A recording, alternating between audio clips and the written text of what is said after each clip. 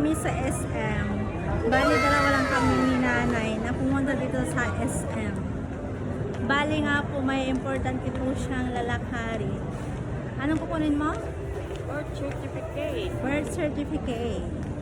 Ayan, sinamahan ko nga po siya bago nga po kami bumalik ng Nueva Ecija. SM guys. Sama ko si Mudra. Bale, nagpalamig na rin ako kasi nga sobrang init. Tignan nyo, ipapasyal ko kayo dito sa SM ng Ordaneta. Mag-exercise po. Mag-exercise daw kami, sabi ni Mudra, para daw may exercise yung kanya tuhod. Pero yung tuhod ko nang hawit. Oh, stairs pa hanggang third floor tayo. Gusto mo pa? Hindi sa third floor, second floor. Hindi, third floor yon. Third floor. Guys, naliligaw na si nanay. Pero pagkaalam ko doon sa third floor, wala dito sa second floor. Alam ko Yung pinagkuhanan ng birth certificate, yung mga ID, ganun doon sa third floor. Guys, nalilito si nanay. Nagdanda mo na. Nag-uulyanin na naman siya. Nag-uulyanin ka na naman? Second floor. Nag-uulyanin ka? Ano ba ito? Ayan. Natitenda? Oo. Stairs na naman kami guys. Stairs. Naligaw nga si nanay eh. May naglingkot ka kaysa din. Guys, alam nyo, nandito nga kami sa SM pero pinagpapawisan ako. Alam nyo kung bakit? Napagod na ako dito sa stairs na dinadaanan namin. Tuwa pa si nanay, oh. Ang dati pagbigay ko nga, sige mo, biyak pa. Ayan guys. Daming pagpapasyalan dito sa Ordaneta. Event center. May CB Mall, Magic Mall, SM, ano pa? Guys, magpapapicture nga ako dito. Sa mga tatay dyan, papicture na kayo dito sa SM, sa dad. Natapos nga po kami magpicture dito guys. Oh, may sumunod na Amerikano. Afam, o diba? Pero hindi naman po ako kinikilig sa Afam kasi nga po, may edad na. May edad na yung Afam. So, hanapin na natin yung mga pagkuhanan ng mga birth certificate. Guys, nagtanong po kami sa mga sales lady dito. Sabi niya sa baba. Pero ang akala ko naman noon, nung first time na nagpatayos po sila ng pinagkukuhanan ng birth certificate, ay talagang sa CB Mall. Sige po, thank you. Ayan, sabi nila, pag wala daw po kayong makita dito, baka lumipat na po sila sa CB Mall. So, ikutin muna namin itong SM.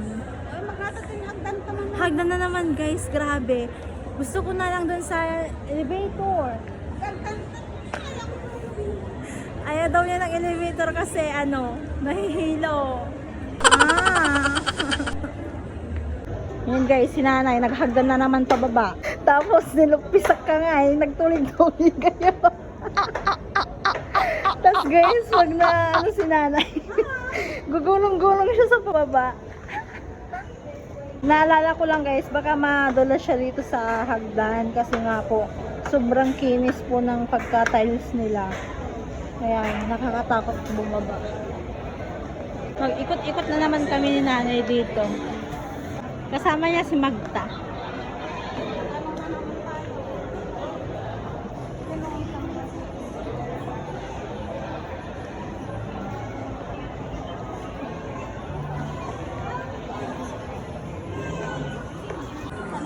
Ayan guys, nagtanong po ako kila sir sa department store daw. Sa baba.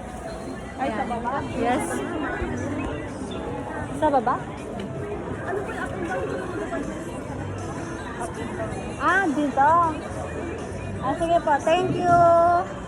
Thank you guys. Ay mga sir natin. Nagagwapo. Ayan guys. Pupunta po kami sa department store. Pero ang sabi naman ni kuya sa baba. Ang sabi naman din ni ate, Dito sa second floor, up and down daw yon. Kaya, sundin na lang namin pareho para hindi kami maguluhan. Naglalakad kami papunta na doon sa pagkuhanan ng birth certificate. Vlogger na yan si nanay. Nagpa-vlog. Update ko na lang po kayo mamaya pag nandun na po kami. See you later!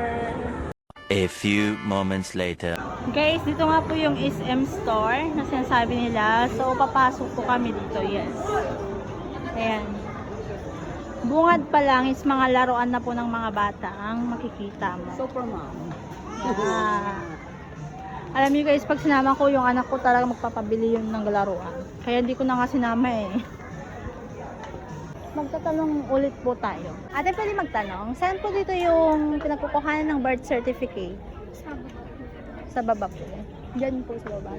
Thank you po. Ayan guys, nagtanong tayo kay Ate Ganda. So, walang hagdan dito na eh. Lahat elevator. Saan ko daw siya pagbababa? Ha? Baka daw siya madulas. Mas madulas doon sa stairs.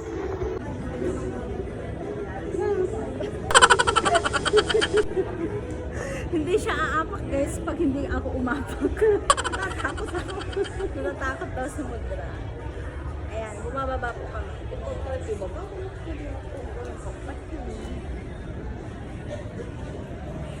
O diba guys, nagsisihan pa kami ni Mudra eh. Siya na nga lang yung sinamahan.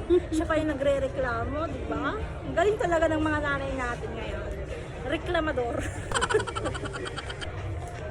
Magtatanong ulit tayo guys kasi nalilito kami. Ang lawak kasi ng SM. Ma'am, pwede pong magtanong? Saan po pinatukuhanan ng birth certificate? Wala po dito. Sabi nila Pangatlong dito. tanong po namin, sabi po nila dito sa department store. Opo. Ano yan? Guys, ano ba talaga? Si Bimol or SM? Nalilito talaga ako kasi pang-apat na po na tanong namin dito. Okay po, thank you. Sa customer service daw, yung last na pinagtanungan po namin siguro is first time niya dito sa SM mag-work. Shout out kay ate na mabait. Dito. Ayan guys, oh. Ayan. Ito nga po kami kukuha ng birth certificate. Hi naman kayo ganyan. Hi! Dito na guys. Ayan guys, oh. Kukuha po kami ng birth certificate ni nanay. Ako pa ng video.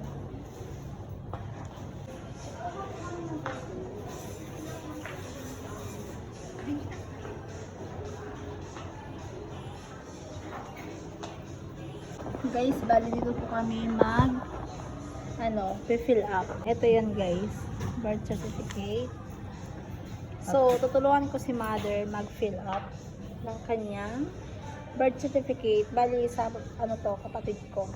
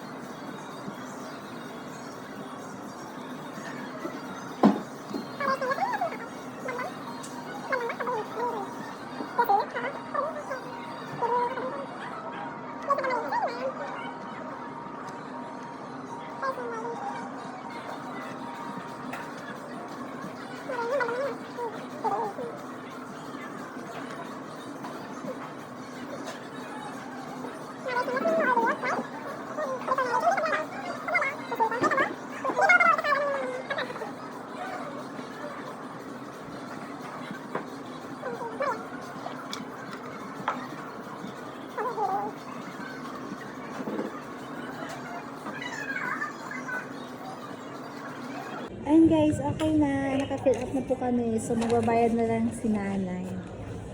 Guys, isusulat ko lang yung pipirmahan ni nanay. Yung printed name niya. Di ba?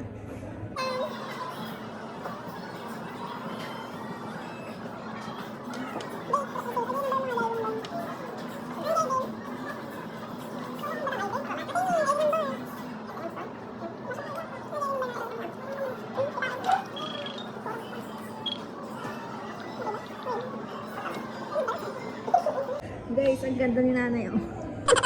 Nay, ang ganda ni nanay, guys. Diba? Kamukhang kamukha ako. Signature art. Sige, nagsuot. Sige. Grabe guys, ang ganda ng sulat ni nanay. Parang doktor.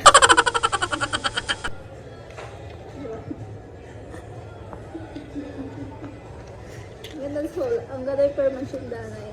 Parang siyang doktor. Mami, ilang araw po bago mapunta? 9 to 15? 10 to 15 days? Oh, 10 to 15 days. Yes, of course, 10 to 15 days na. Magkano po? 105. Kumbaga ma'am, pag may mali doon sa birth certificate, pagka pinalitan po ba ng letra, may bayad po ba yun? Magkano po ba yung letters? Ay, sa message po. May ID. Guys, ang kulit na nanay, sabi ID, wallet naman binibigay. Tapos magbayad na po. And guys, nakakuha na kami ng birth certificate. Kaso nga lang, hindi pa po namin makukuha agad. 10 to 15 days po. Pero si nanay na yung babalik. Without me. Magbilang ka ng 10 to 15 days. Mga 2 weeks.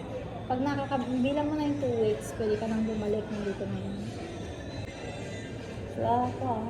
Ayan guys, paalis na yung asawa ko. Naka-video call kami. Ingat ka din. Bilang man mo.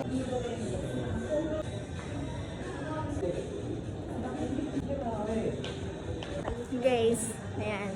Para naman sa ganon, nasamahan natin si Mudra. Ililibre niya ako ng McDo. McFloat. Anong McFloat? Ang tagal mo naman. Guys, ang dami niyang resibo. And guys, tapos na po kami kumuha ng birth certificate. Bali dito po yan sa customer service. Pauwi na po kami. Dumadami na po ng tao. Kanina walang katao-tao, kunti lang. Namomblema si nanay ng ulam. Ang dami natin asin sa bahay. Nata pa po sobrang lang. Saan? Para sa bahay.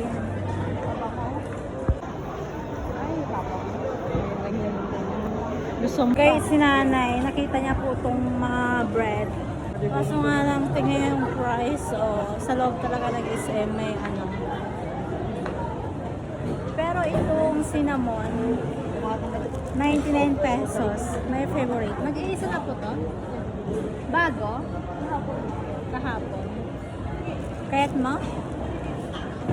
Hindi kalman ba lang ka nang? Hindi ko alam. Ayun guys, na-change mind si nanay. Kasi kahapon pa daw yun. Kasi gusto ko yung fresh talaga. So, nag-change mind si nanay. Ang akala niya is bago yung bread. Lahat naman ng bakery, di ba? Wala namang bago. Tayo nga hindi na bago eh. Wow, sarap yung charon. Guys, empanada. Ang 35 pesos small size.